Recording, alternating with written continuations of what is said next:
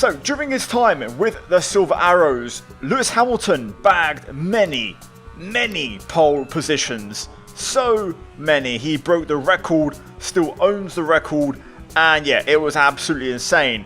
But there's one pole lap which doesn't really get spoken about that often, and that was the very first one for Mercedes-Benz. So today, we are on our way to try and see if we can beat Lewis Hamilton's first pole position lap for Mercedes-Benz, which happened in the 2013 Chinese Grand Prix. It was round 3 of the season, of course, the third race with his new team.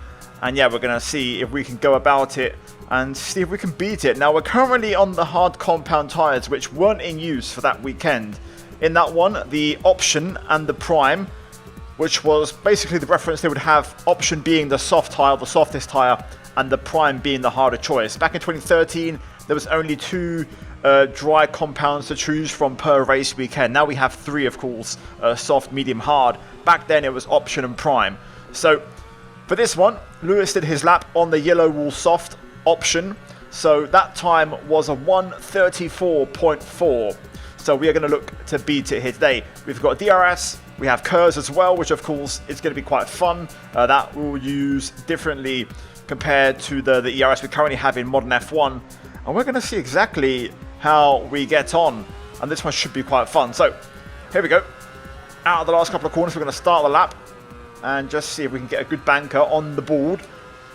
Default car setup as we use a little bit of KERS over the start finish. Heading towards turn 1. No idea what sort of speed to carry. Going to move the bias back a little bit to 55. Let the car just roll as we tighten up for turn 2. Now turn 3. Oh, bit too excited on traction now. I thought I was okay, but a bit too eager. We'll go again. Let's try and be a little bit tighter through turn 1, if possible. I'm trying to hug the inside a bit more. That's more like it. As it tightens up. Now into turn 2. A little bit of throttle application. Big snap as we have to catch the rear. Down towards turn 5. Easy on the brakes. Just trying to feel the confidence and get a feeling for the car. Bit of oversteer on the way out as we head through this long left, which is nowhere near flat. Now through the right. Open up the double lefts. It's really weird using like second gear now compared to the current cars where like you don't really dip below third for much. On the anchors, bit of rear locking as we head into the chicane. And that's going to bring us onto the banking. Smooth on the power here. Gradually easing it on. Using the majority of the KERS there. As we now open DRS. Right, we're going to empty out the KERS. Hitting the top speed, 312. Down to first gear for the hairpin as we kind of slide our way in a little bit. Watch the traction in first. Keep dabbing the KERS to see if we have anything left. Final corner. Watch that curb on the exit as we open DRS to the line. And our first lap of the day is only a 1:40.5. So we are way off. So let's make a few adjustments, starting with tyres. So we're going to go to the medium, which was the prime. So this tyre was actually used in that particular weekend. Of course, the 2013 cars, we can change the gearbox. And the final gear is a little bit low. So we're going to go up by a click, and that should work pretty well. For the fuel, we have 50 litres, which is approx between 13 to 16 laps.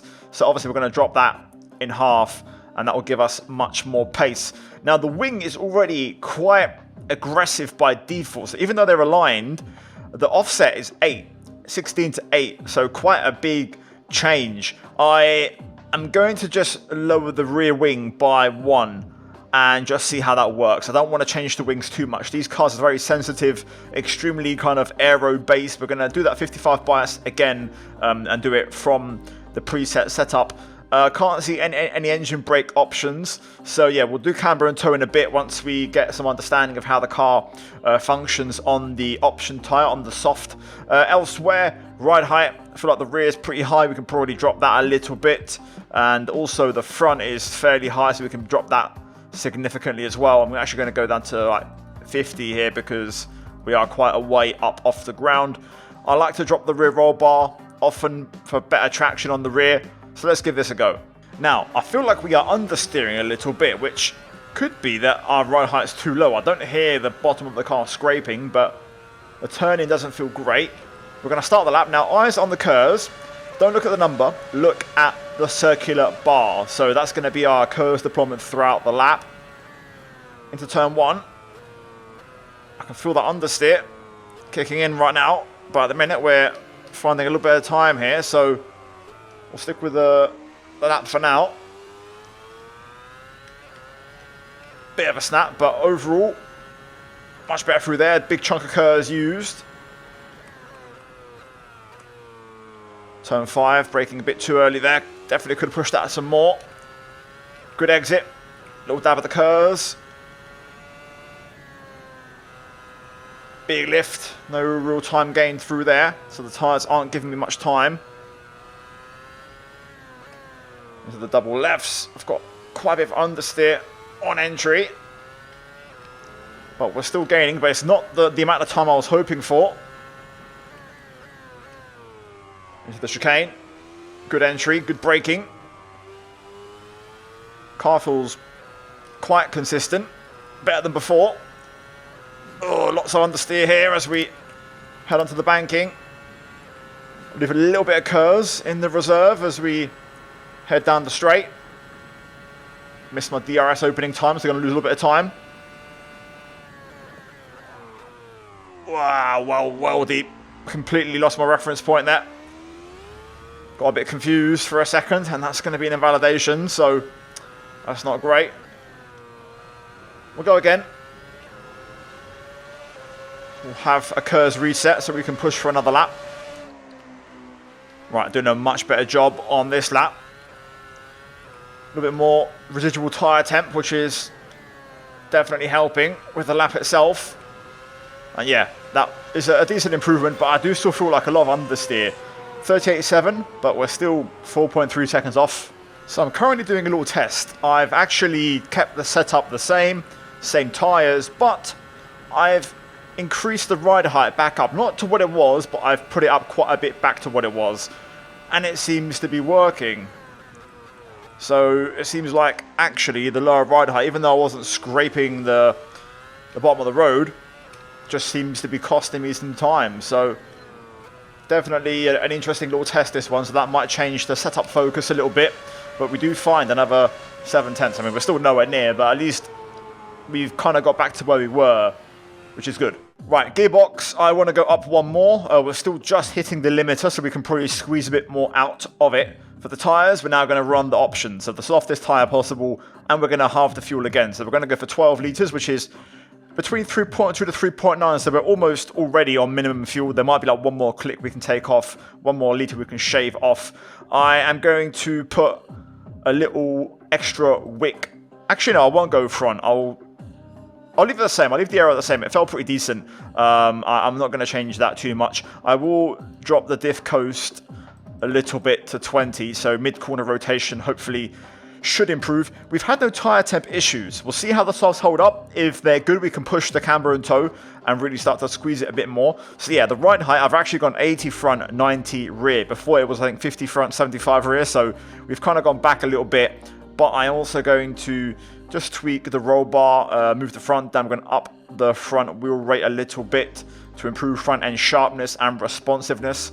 I will lower the rear wheel rate to improve rear traction. And I think I might go level with the ride height. So I go 85 across the 4 to kind of stall the car and see if maybe that works a bit, running a very flat surface. Now for the rest, you can see everything's kind of locked to 11 here, all default settings. Dampers we'll get into if we really need to shave off that extra bit of time, and same goes to the heave. But yeah, I just want to try and get a baseline of where we are. Okay, now the tyre temps look a little bit more competent and a bit more as they should. So, curves all the way to the line, and then we stop it. Any curves used before the lap starts is free lap time. Into turn 1, try and stay tight here. As tight as possible, just hug the curb. Down to first a bit too early there. Try and get the power down here ASAP. Nice and tidy there. Decent bit of curves on the way out as we look for turn 5. Try and get a late apex here, which is going to allow you to get a very nice exit. Now into the fast left. Not flat though. Open up the right as much as you can to carry as much speed as possible. Second gear. Short shift to third. Get on the power as early as you dare. Into the chicane. Good entry. Car responding really well over the curbs. Keep a little bit of throttle on to try and keep the minimum speed high. And now lead on that front left as much as possible. Majority of curves being dropped as we now open DRS. Let the increased gearbox do its work. Down towards the hairpin. Braking nice and late. Ooh, slight lock up on the way in. Last bit of the curves. One corner to go. Trying to find the turning point. Aggressive. Turning in, and we're going to find another second, but we're nowhere near. Nowhere near. Basically 2.5 seconds off. I'm not running maximum track grip, so maybe that's a factor. Car feels great. Car track combo feel great, so maybe we run maximum track grip to get closer to those real life lap times. So I've reset the session. We went from 98% track grip to 100, so we're now maxed out. So ignore the top right, ignore the sectors. We just have to focus on the central delta. That's going to be our reference. Track feels good with this grip change. I don't think it feels 2.3 seconds good, so let's find out. I forgot to use all my curves there. The last corner only used a little bit, but still, that's going to help. Let's see. Through turn 1. Oh, I keep forgetting I've got 8 gears and I don't need that extra downshift to first gear. I'm kind of sabotaging myself there. Traction significantly better. Fast corners feels about the same. That's not really going to change in terms of, you know, the downforce level of this car. It is what it is. Good traction there. Still level, but to be fair, it's been a scruffy lap so far. Good line through there as we tighten up beautifully. Just a small bit more grip making all the difference, allowing us to take a tidier line. Oh, big snap there. Definitely more grip though. Braking super late. Into the chicane. Through the banking. Trying to get low. That's the best I've done so far. Not washing out high. That's a better line. So this is going to be a very, very, very minor improvement. If we clean the lap up, we'll get a 36, I reckon. But that's about it. On the brakes into the hairpin. Slight lock up, but we gain time. Much better braking phase and sequence. Final corner also much better there. And automatically we're straight into a mid-36. And that was a scruffy one. So maybe now it's a bit more possible. We're 2 seconds off the time. Still a long way off. So as a wise man once said, now we can fight. So we're going to lower the fuel. We're going to go to 10 litres, which it says on the lower end estimate is 2.7. On the higher end should be some more. Aero. This is where I'm tempted to try a bit more front. The rear doesn't feel awfully unstable, so I'll try 6. So the wing split is now 11. I'm happy to keep the gearbox the same. So now it's about what else do I feel like changing. Now the rears are not really suffering at all in terms of temps. So we can probably push it to max rear camber. Fronts are okay. I'll just put a bit more on the front right, so a slight asymmetry. Toe, I will increase the rears a little bit, which will increase tyre temp as well. And I'll also just run a slight offset on the front right. Now, adjustments here for the roll bar. I will try a bit less rear, also a bit less front. I will increase the wheel rate. So basically improving mid-turn and improving, as a result, the front end sharpness to kind of compensate. Because if you increase mid-turn, you're going to lose initial responsiveness. That's where the wheel rate comes in to kind of level that out a little bit. I feel like we're not going to mess much with the ride height, so I might go 80 on the front. And that's about the lowest I'm going to go, to be honest. I think it felt pretty good when I was running 80, 90. Dare I say, maybe even 100 on the rear, to be honest. Back to the kind of default rear ride height. So yeah, if you want to find any more time, this is where we're going to have to delve into and sweat this out. So let's see how everything feels now and put it all together with a clean lap. Right, here we go. This time using the KERS over the line, which already gives us a small lap time improvement. A little bit wide on entry. We'll pull it back at the second part, and we'll also use the correct gearing, which automatically gives us 4/10. Taking a wider line, which is focused on a better exit with first sector. Braking super late for turn 5. I'm starting to get more confident with the brakes now. Able to brake much later.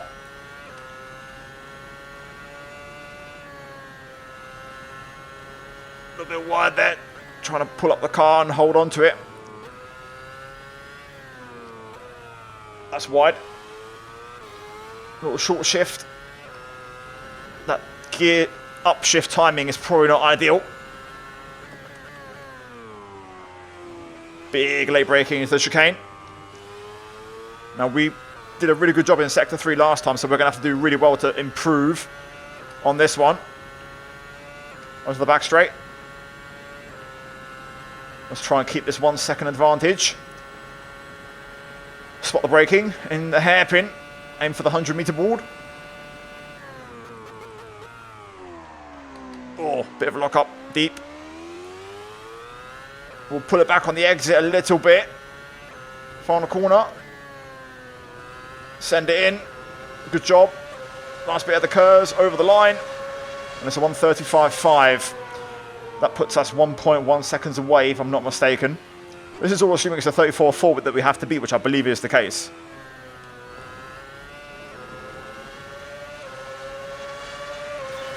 Not bad. 35.1. That was actually a pretty good lap, to be honest. I didn't really make any noticeable errors. We put the lap together pretty well. I think this time it's going to be hard to beat, because this car isn't like modern cars where there's a lot more electrical external elements. These cars are pretty straightforward to drive.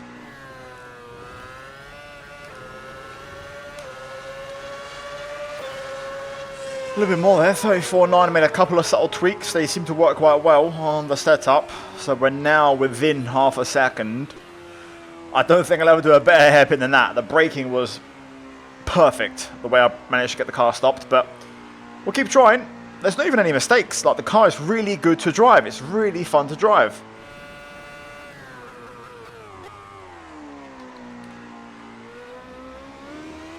Never going to match that hairpin, I don't think, ever again. I was up by as much as 3/10 at one point in that lap, so there's 3/10 in it. If I do 3:08 in terms of milliseconds, that would get us into the 5s.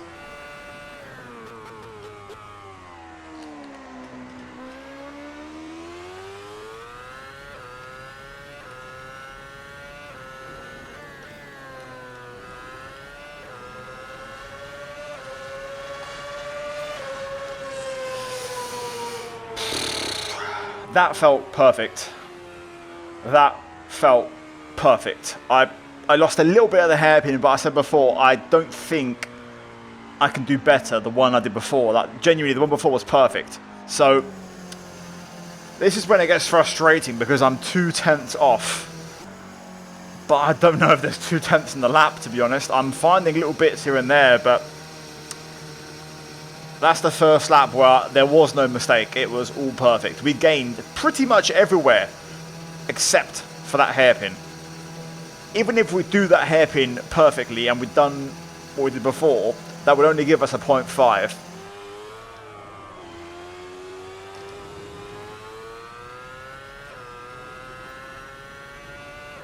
A little bit scruffy on this one, a little bit wild.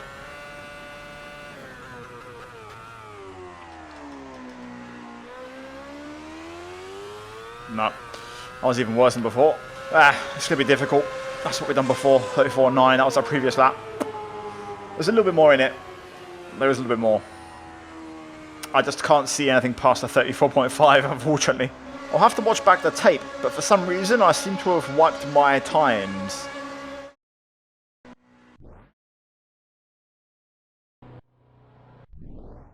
Even my record has reset to what we had before, so that's not ideal, to be honest, not having a reference. Normally, because of this issue, I likely would have ended the video because I don't like the fact I've lost everything, but I've also lost the replay, so I can't not have a replay, so we're going to have to at least get close to that time again. And we're back to a 0.8. That's the time I can do very easily, very quickly.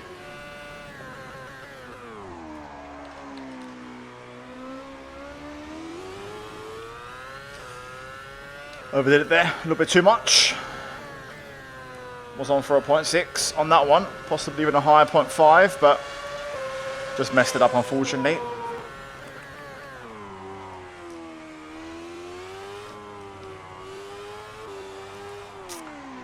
First time I've done that, I'm not going to lie. My left calf is starting to cramp from hitting the brakes, and it's getting a bit uncomfortable. It's getting a bit uncomfortable. Whenever I have one of these heavy braking zones, it's something I can really feel. I want to try and at least match the lap I had, if possible.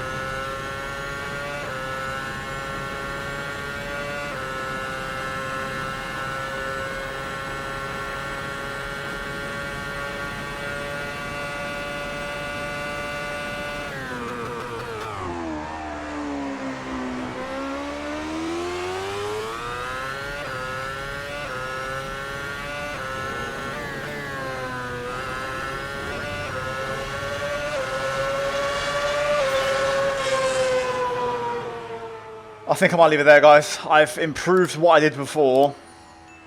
I think if I could sit here for hours and hours, I could do it. The setup, I'm happy with. This is actually really fun to drive. Like, the car combo is insane. One of the best ones I've done in a long time. Like, genuinely, I'm really enjoying it. But my calf is about to pack in any second, so I just need to stop now before I get a really bad cramp.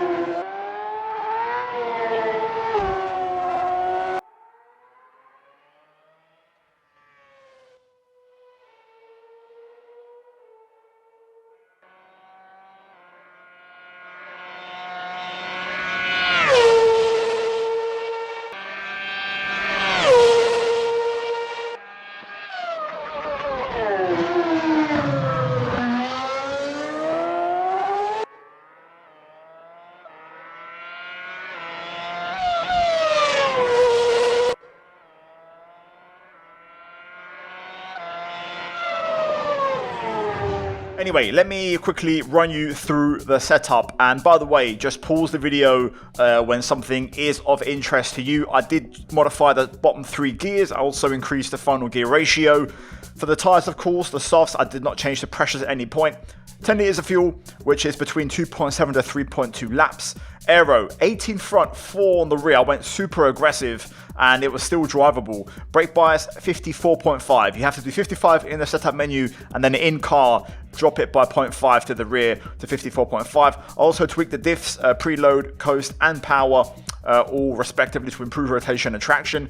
Also, as you saw before, the camber on the rear maxed out, a little bit more on the front right. Same story for the toe, a bit more on the rear. Suspensions, rider height, default rear, 80 front. Wheel rates, of course, increase in the front and also running lower roll bars, generally speaking. Then dampers, I also mucked around with these a bit and went with a quite aggressive front end to try and improve turning. Same goes for the heave, working on the front to improve responsiveness and mid-turn grip. And yeah, then bump stops were the only thing I didn't really change on the setup. So that was a lot. But guys, there we go. Unsuccessful in today's one. And again, I love these episodes when they're really, really close. I think the lap we was on a moment ago where I made a mistake and I first mentioned about my calf, that was the one where I thought we might be able to do it, but that spin out of the banker onto the back straight was ultimately what cost me. That could have been the lap if I'd have beaten Lewis's time because that was going perfectly. Anyway guys, I'll leave it there.